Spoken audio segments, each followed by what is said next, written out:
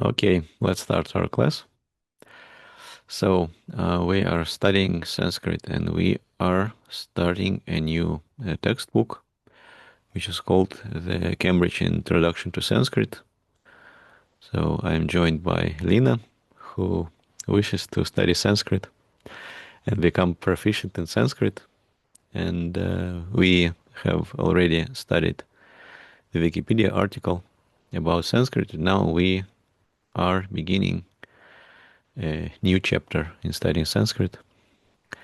And I hope that your journey, which starts with a single step, will be comfortable and satisfying. So let's start studying our book. Do you have this book open? Uh, It's pinned in our Telegram group. in, AM Rupal, да? Вот этот. Mm-hmm. Мгм.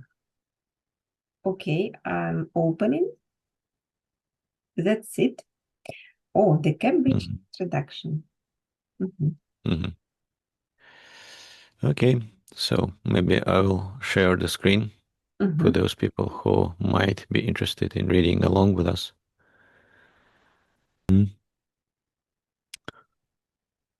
Okay. Mm. Can you see my screen? Can you Yes, see the book? yes, I can see the book. Okay, this is the front page. This is what it looks like, and the author is A.M. Rupal. Here is Saraswati, the goddess of learning, and we will not jump into the first or into the zero chapter. We'll just begin with the introduction. The Cambridge Introduction to Sanskrit is ideal for courses in beginning Sanskrit. So can you start reading? And after reading each paragraph, you need to recap what you have just read and say it in your own words. Mhm. The, Okay, the, I the will. beginning or the introduction will be easy, so it's not difficult to recap it or summarize it. Mhm. Ideal for courses in beginning Sanskrit or self-study, this book employs modern, tried and tested pedagogical methods and tools, but requires no prior knowledge of ancient languages or linguistic. Devanagari script is introduced over several chapters and used in parallel with transliteration for several chapters more, allowing students to progress in learning Sanskrit itself while still mastering the script.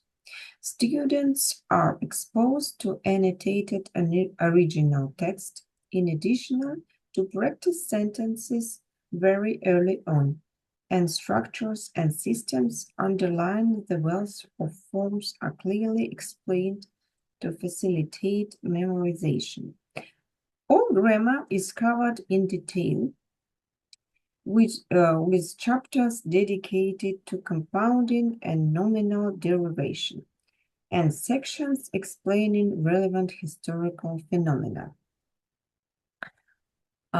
In this part of text, there are some characteristics of this book and the style of uh, studying.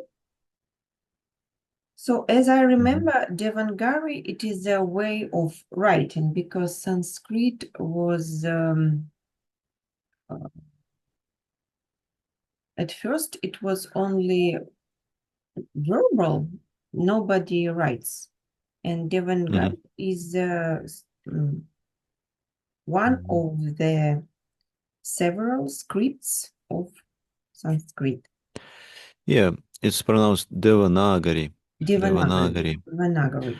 And it is written in Devanagari, Mhm, Sanskrit. Like the Russian language can be written in Latin letters, but usually we write it in Cyrillic letters. Mm-hmm. And so Devanagari is mostly, this is the script which is mostly used for writing Sanskrit. Maybe almost all the Sanskrit words which you will ever encounter will be written in Devanagari. Sometimes they will be written in Latin, and this is called transliteration. If Sanskrit is written in Latin letters or the same English letters, it's called transliteration. Mm-hmm. When we studied Yoga Sutra Patanjali, we studied aphorisms in transliteration. We tried Mhm. to read them. For example, here in this paragraph, the word Devanagari is transliterated. You Transliteration. see, it's rated in English letters, and there are so-called diacritical Mm-hmm. marks. For example, A is long, Mm-hmm. E is long. Therefore, there is a sign which demonstrates it Mm-hmm. above the letter A and above the letter E. And of course, we will study all these transliteration techniques more. Mm-hmm. It's very important, transliteration. Maybe you will not know all the Sanskrit grammar, maybe you will not know all the Sanskrit words, but transliterating Devanagari into Latin words and vice versa, it's a very useful skill which you can use maybe in your some future karma yoga work. I don't know. It's just a skill. No one knows what will happen. Mm-hmm. So this student's book is adapted to the modern students because Sanskrit is very difficult, but here it is very not simple, but in appropriate form. You know, the modern people can study this very difficult language. It's about grammar, reading, exercises, and so on. Mm-hmm. Mm-hmm. One So online, what? online. Yes, what online resources does it include? Mhm. Flashcard custom made for vocabulary and forms in the book, video tutorials for all chapters, up-to-date links to writing, declension, and conjugation exercises, and online dictionaries, grammar, and textual database. So there are some additional online resources for this book, and we should use them because it is Mm-hmm. in study process. Mm-hmm. Maybe we can Do you upload know them on some website. it's you can find them on YouTube, Mhm, these videos, just Cambridge Introduction to Sanskrit. mhm. Do you know the words declension and conjugation? What do they mean? Uh, I know conjugation. I heard this word in Russian. Conjugation is usually is applied to verbs. Declension is usually is applied to nouns or adjectives. Мгм. Падеж, склонение. Declension is склонение, conjugation is спряжение. Спряжение, спряжение. Okay. Okay, Mm, A.M. Rupal was the Townsend Junior Lecturer in the Greek, Latin, and Sanskrit languages at Cornell University, Utah, New York, for 9 years, and currently is the head of Sanskrit and St. James Senior Boys School in Ashford, Surrey, UK. Rapal has received the received. received the Stephen and Marjorie Russell Distinguished Teaching Award, as well as a grant from the Cornell Center for Teaching Excellence, and as the author of Absolute Construction in Early Indo-European. So here are some words about the author. Uh, Hmm. he's a head, he's a really great teacher and good specialist in Greek, Latin, and Sanskrit languages. Sorry. Mhm. Hmm. So what do we have next? We will skip, I think, the acknowledgements. Just all those people who he wants to acknowledge for helping him write. Because on my own, I could not have succeeded at any stage of the work on this book, and he is indebted to some people. We'll just skip all those people. And we will continue to page 0, chapter 0, studying Sanskrit. Mhm. Why learn Sanskrit? Why not Sanskrit? There are many good answers to this question. Sanskrit is studied by scholars of language, religion, and literature, by historians, sociologists, and anthropologists, and anyone else with an interest in India's cultural heritage. So, if we are interested in Indian cultural heritage and yoga is a part of this heritage, I think Hmm. we should study Sanskrit in order to understand yoga a little bit better. Sanskrit as a language is quite simply beautiful. Its structure complex enough to be interesting, but straightforward enough to be manageable. Knowledge of Sanskrit grants access to a numerous body of literature. Literary writing uses the means of language to not just express a thought, but to express it in an interesting, appealing, artful way. Thus, it always is more rewarding to read a work of literature in its original language. Yet the fact that much may be lost in translation is especially true in relation to Sanskrit.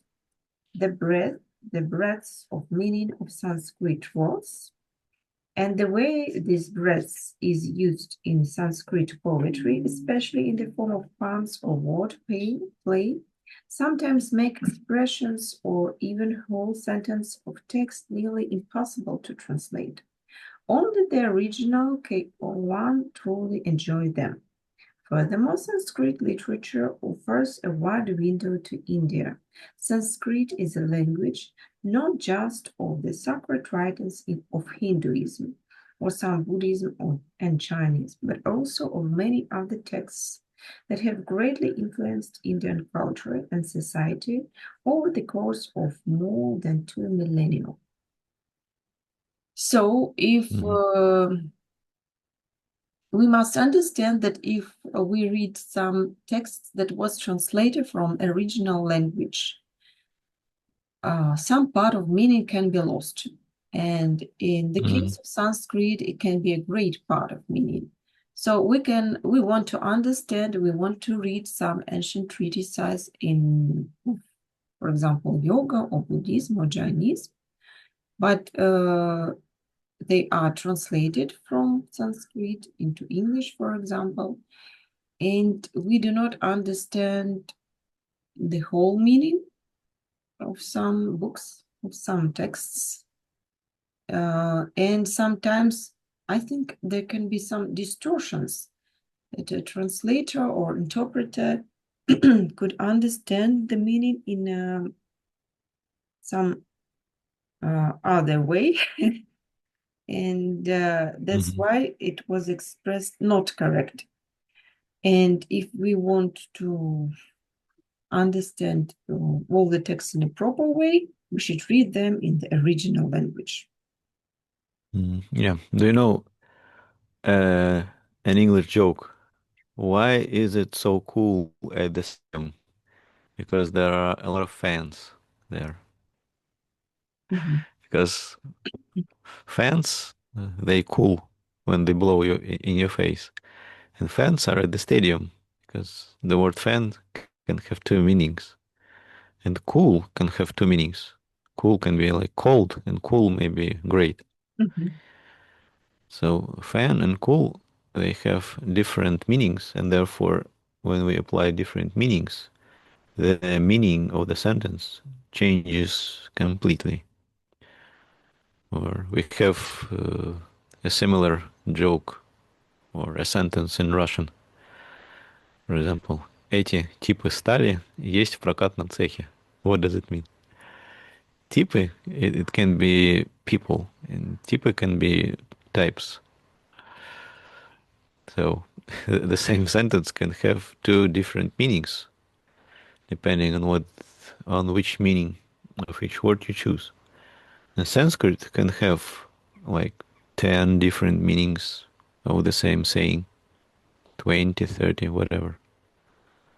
It is so uh, abundant. The meaning of each sentence is so abundant. You cannot easily translate it just in one sentence. It's not that it's hard. It's impossible. Just some especially poetry, for example. You cannot translate poetry. Because even if you translate poetry with the correct meaning, there will be no rhyme. The rhyme will be lost. And so this is the only way how we can understand Sanskrit better, the meaning of sentences better by going in depth. So there is a superficial understanding and in-depth understanding. So if you are satisfied by superficial understanding, maybe it's enough to read only the translated material. But if you want to go in depth, you need to study Sanskrit. Maybe at some basic level, but this is required. So, do you agree? Yes, and I want to read the Patanjali's aphorism in the original language, and I want to understand them. Mm, As because there are sutras, they're quite hard to get. They're very concise. The language is very terse, means like compressed. So sutras are especially difficult to understand. Maybe, maybe we will try to understand them, but it's impossible to understand them without the commentaries. So this book, by the way, if you don't understand some English word, you can also ask. okay. This book aims to teach Sanskrit by following two principles. Again, we have two principles.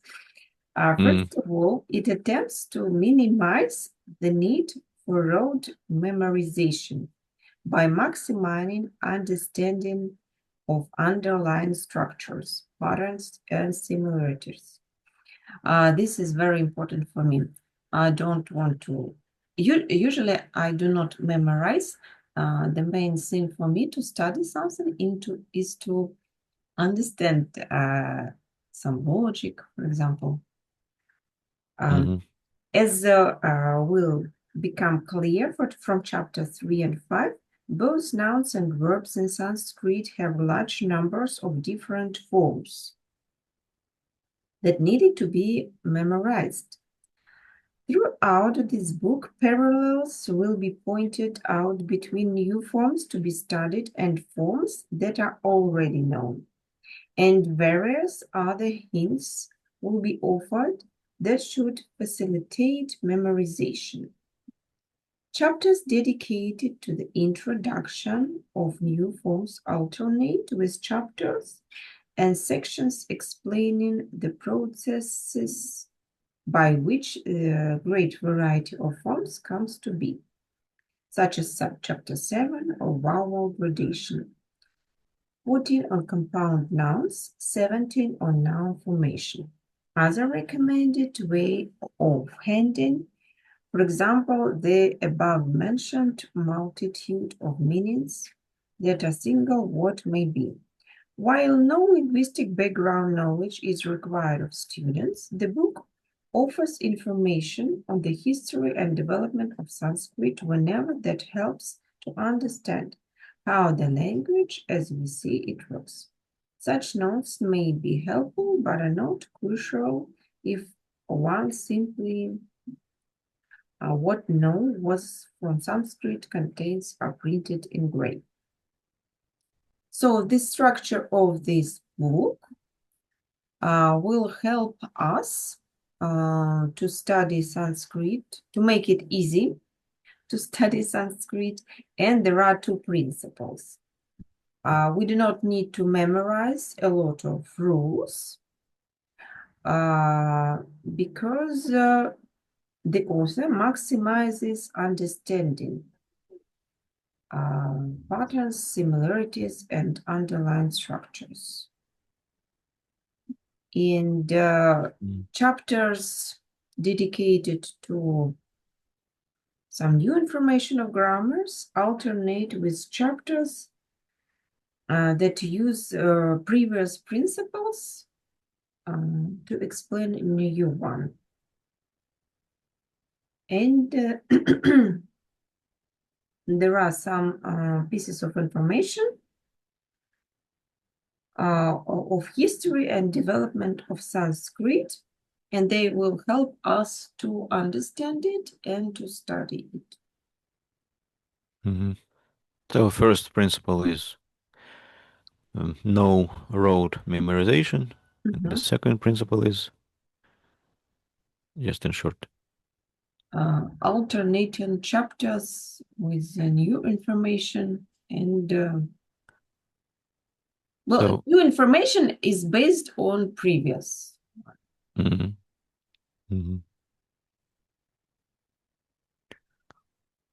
Well, when I began studying Sanskrit many years ago,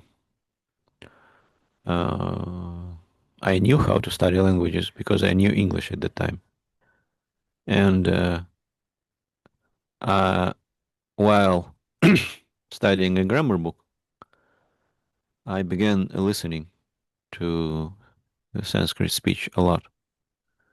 And so by listening a lot, all those grammar rules become alive. So I did not memorize the grammar rules. I just saw how they were implemented. And this is how I memorized them, because I always saw them.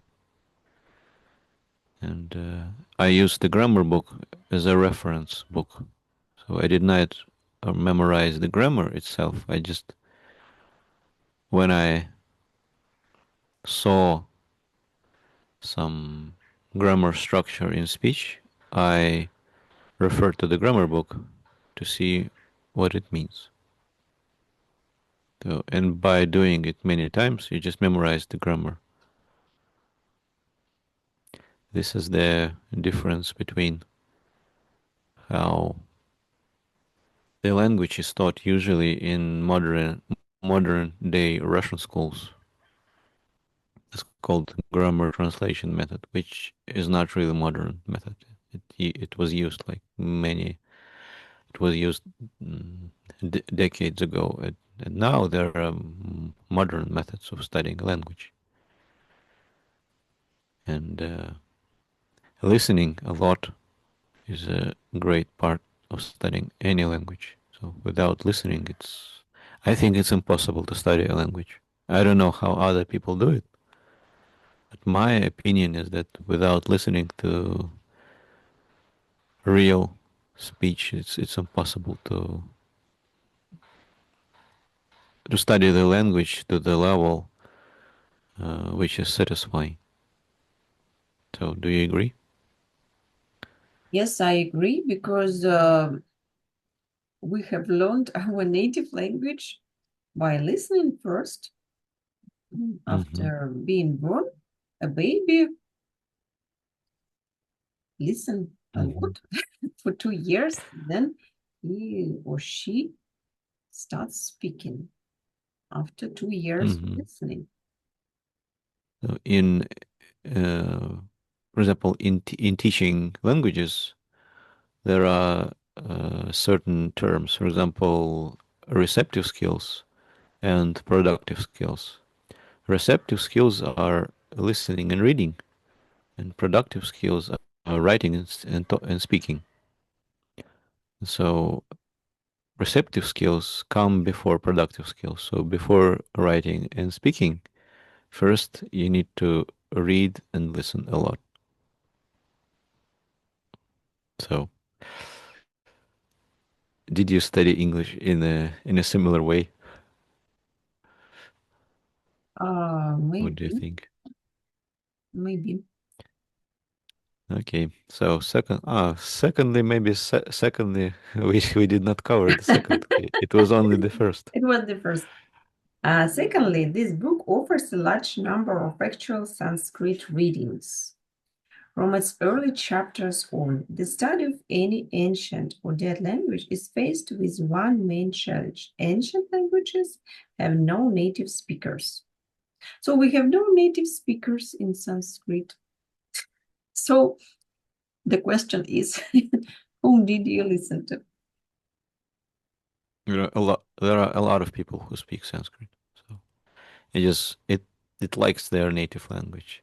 For Mhm. example, if I don't know, if I learned, I don't know, Ukrainian, it almost is very similar to the Russian language. Maybe I could speak it as a native speaker, although it would not be my mother tongue, but I could speak it like almost it is my mother tongue. It's like they're bilingual people, and Okay. so it is easy to find Sanskrit speaking people, so it's not a problem. There are a lot of YouTube videos where people speak Sanskrit. So there are not maybe a lot, but some persons who I know personally speak Sanskrit. Mhm. Maybe in the future I will introduce you to them, just just in case. We will communicate in Sanskrit. Maybe. The text we do have are for the most part highly polished literature, too difficult to read for a beginner. Many textbooks thus exclusively provide exercises, sentences, and text that were written by the author and that keep the students away from text in the original language for months, if not for the entire length of course. While those exercise sentences and texts are very useful for consolidating knowledge of newly introduced grammar, going through them doesn't provide anything like the thrill of reading original Sanskrit text that are composed 1,000, 2,000, or even 3,000 years ago, and that have been studied by and have influenced countless people across the centuries. This book introduces actual Sanskrit reading from chapter 6 onwards. They are short and heavily annotated at first, but will soon get longer or more varied. Varied. So, author considers Sanskrit to be a dead language. That's why he thinks that nobody speaks Sanskrit as a language for life. Так, что-то у нас тут 10 минут осталось. So, the text on Sanskrit for exercises was taken from так, not from old books, because the texts of Sanskrit that we have are very polished and they're that they were used for literature, and they can be very difficult for beginners, for students. That's why he will take that some sentences and exercises were written by the author. So they are simple, maybe not from the original text, but they were made by the author. You see, in the first sentence, it says, this book offers a large number of actual Sanskrit readings from its early chapters. Mm-hmm. So actual Sanskrit readings, we need to understand what he means by that. Is it an adapted text, or it's the original Sanskrit, which is taken from the original work, or he adapts it? So, what do you think? Will it be adapted, or it will be from the original work? It will be very difficult for us to read the original one. That's why they should be adapted for us. And when we will learn the adapted form, we will proceed to the original texts. See, this book introduces actual Sanskrit readings from chapter 6 onwards. And before chapter So from 6, maybe they're adapted, yes. they will be adapted. Because from chapter 1 it will be a torture if we study the original readings. It will be very difficult. So, are we re-logging right now? What do you think? You need to stop recording and re-log in. Okay, I'm stuck and go to exit. So let's continue and let's read the next paragraph. Whenever this may be helpful, the book will point out parallels or noteworthy contrast between Sanskrit and English. The many systematic commonalities between these two languages have over time led scholars to the realization that these numerous others all have their roots in one common ancestral language. That ancestor is not spoken anymore, is not attested in writings or inscriptions anywhere, and we only know it through our reconstructions, and that are based on a material we have from the attested daughter languages. As non-attested ancestor of the Indo-European languages, so-called because Ancestor. ancestor. As a non-attested ancestor of the Indo-European languages, so-called because they stretch geography of India in the east to Europe in the west, it is referred to a Proto-Indo-European European, or PIE for short. Each of the daughter languages is defined by different ways in which the material form from the mother language developed into it. Thus, the same PIE root gives us English mother, but Sanskrit mater. Thus, both Sanskrit and English have the grammatical category of, for example, a genitive case, but express this category in formally different ways. In short, there are numerous inherited similarities between English and Sanskrit, and maybe Russian too. Yes. When our existing knowledge of English may help us understand new Sanskrit material, the English will be discussed explicitly too.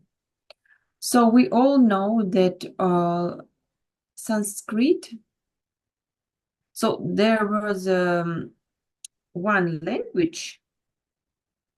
In this book, it is called Proto-Indo-European, PIE for short, and it was the ancestral language, and it was a root language of many languages that is used today in Europe and in India both, and Russian too. That is why we can find some similarities in Russian, English, and Sanskrit. And sometimes it can be easy for us to understand some grammar rules or some words if we have some parallels in English and in Sanskrit. And for our brain, it is much easier than to study new one. Mm-hmm. For example, in Russian grammar cases, they look similar to the Sanskrit grammar cases, like the nominative case, the genitive case, the dative case, the instrumental case, and so on, the accusative case. And the Sanskrit language has two more cases, but basically they are the same. They are similar. There are differences, but they're similar. There are similarities as well. Okay, we have finished why learn Sanskrit. So, for example, pros for studying Sanskrit? There are pros and cons. What are your pros? I don't know about cons, but I think that Sanskrit can be very useful for understanding, for example, yoga language, or for our brain usually use the great enemy, and all other problems are not so bad. And that's why if we learn some very difficult language, maybe All learning problems will be eclipsed by it. English will That's be the biggest problem. not, Yes. not so difficult. And uh, I don't know I don't understand how the human brain works, but uh, some scientists said that our brain has a neurolinguistic structure or something like that. And we have the Nama and Rupa are equal. That's why if we think and speak some easy language, maybe the way we think is also easy. And we do not use some potential abilities of our brain. That's why if we use difficult language, we can understand difficult knowledge and can be more successful, for example, in yoga. I don't know. Okay, so you say that first pro for studying Sanskrit is to train our brain and to reveal its full potential by studying a difficult language. We can make our brain work better, like we do it for studying math, for example. We also reveal the potential of our brain. So this is a very good pro. So why do you think a yoga teacher needs to know maybe not the entire language, but the basics of Sanskrit at least? Why does a yoga teacher need it? Or maybe he doesn't. What do you think? Or she doesn't? Because there are a lot of yoga teachers who don't know Sanskrit and teach yoga well, as they think well. When we teach yoga, we breathe not only health and stressless state for people, we also bring them non-verbal knowledge of yoga. And the process of teaching is like to delivering non-verbal knowledge Mm-hmm. from our ancient teachers to people, but it is very difficult to explain Mm-hmm. from the point of view of modern science. And maybe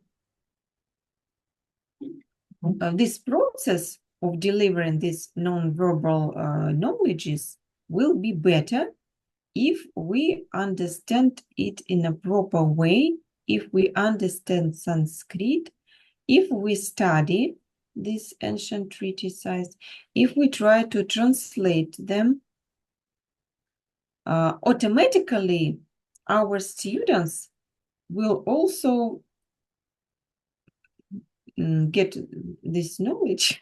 Mm-hmm. So And this is the yours. way we will make of popularization of yoga better. Mm-hmm. So your students will feel that you went deeper than other t teachers. So other teachers, for example, They didn't will study. feel this. They will feel these wise words. Maybe I have been studying yoga for 5 years, but I still can say that I understand it in a proper way, and I should continue this process. I should return to some texts on and on, again and again, and each time I read them, I understand that I go a little bit deeper Mm-hmm. because my experience has changed, and now I understand them a little bit better. Mm-hmm. And I want to get rid of distortion and misunderstanding in reading this treatise in English or in Russian. Mm-hmm. I want to know the original language. Mm-hmm. So, for example, if your students ask you, Lina, like, what does Paschima mean in Paschima Uttanasana? Paschima Uttanasana. And if you didn't study, you would say, I don't know. Maybe we need to look it up in the dictionary. But now you can say, I know what the meaning of all asanas is. So if you at least study Sanskrit, you can know the meaning of the asanas, how to pronounce their names properly, and so in you will have more weight in the eyes of your students because you at least know what you're saying. Yes. Because if a person doesn't know Sanskrit, it is, it, as they say, it shows. For example, if they say Sanskrit words without the knowledge of Sanskrit, it shows that they don't know. Mhm. So getting the meaning of each term of each sentence that is spoken in yoga uh, better than better while you know Sanskrit. So it's a very big pro. And I, for example, my motivation was it is similar to this. My motivation was that I didn't want to rely on any intermediary. So a translator is an intermediary. It's like a mediator. It's a middle person. And hope I hope that they didn't make a mistake. because there are translators. They're supposed to know what they're translating. They're supposed to know the original meaning of the words. They're supposed to know not to miss sentences, not to skip sentences.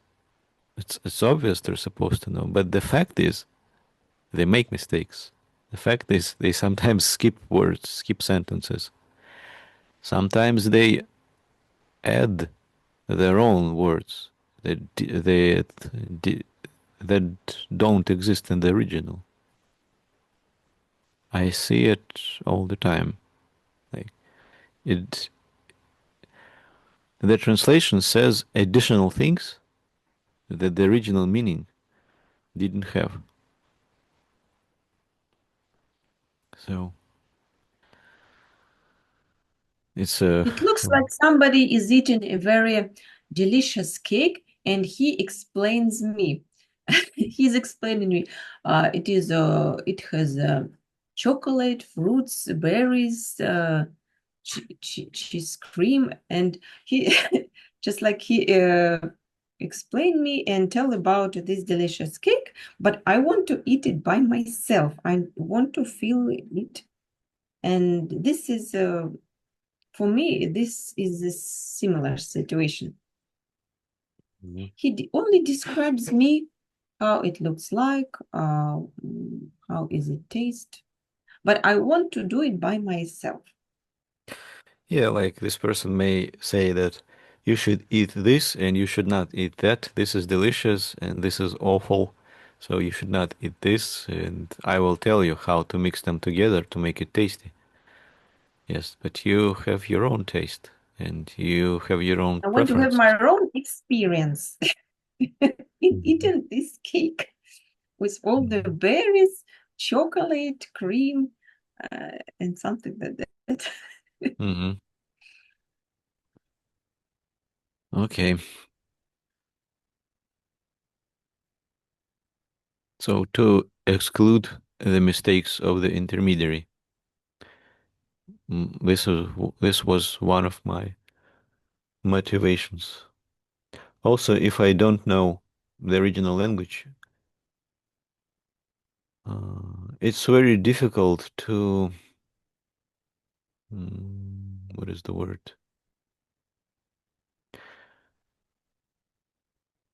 To to drive me away from the real path. So if I understand that the person might know Sanskrit, but this person might have strange views on something, I rely on his or her weight because she knows Sanskrit or he knows Sanskrit. He's supposed to know what he's talking about.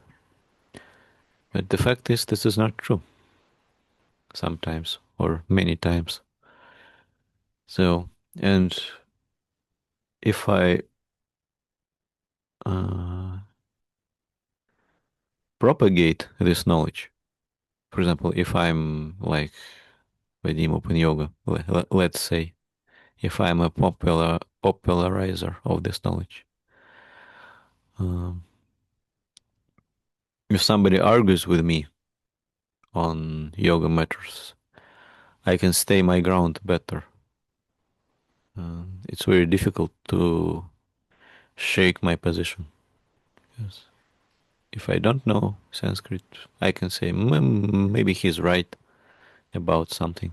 But if I know Sanskrit well, I know myself how to stay my ground. Clear? Do you agree? Yes, I agree. And he also said that modern science is just a little part of yoga, and it also reopens some knowledges. And maybe if a lot of people will study Sanskrit and understand yoga better, this process can be faster, and modern Mhm. science will reopen some knowledges faster, and that is how it will make our life better. Mhm. Also, it's a like math, like English. It's a great filtering mechanism from uh, some strange people. Do you know that before we began teaching English in International Open University, there were a greater amount of strange people. Like they are into esotericism and something like that. And when we began teaching math, teaching English, this amount reduced. So we have only 4 minutes left. Maybe it's not good to study the next part. We'll just summarize what you have learned from today's lesson. Uh, so this book was written by the great author uh, with great experience in Latin, Greek, and Sanskrit, in ancient languages. It is adapted to modern people because Sanskrit is very difficult in grammar, in linguistic, maybe pronunciation. So it is adapted for modern people. This And, text is and accompanied by some online resources. And there are two principles. The first principle is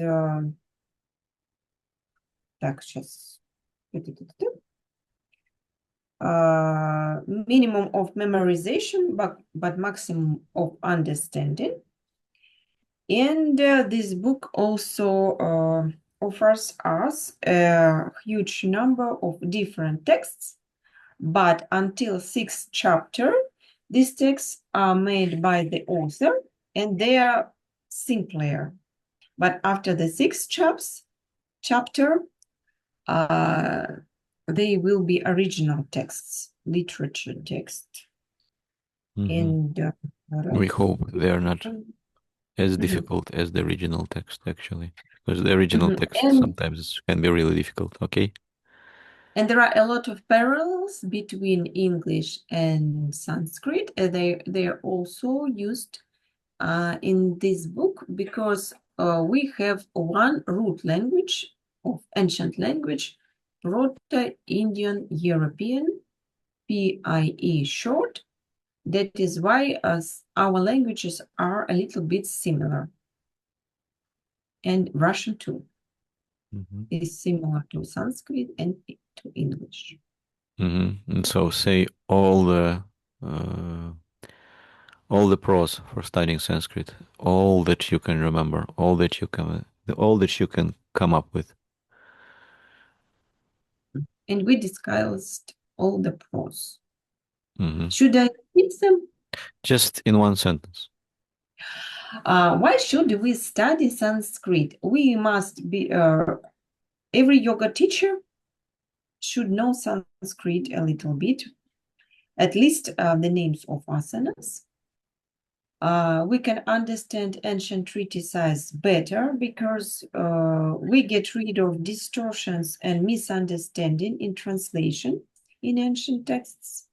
And it's also very good training for our brain, and it will help us to understand yoga better,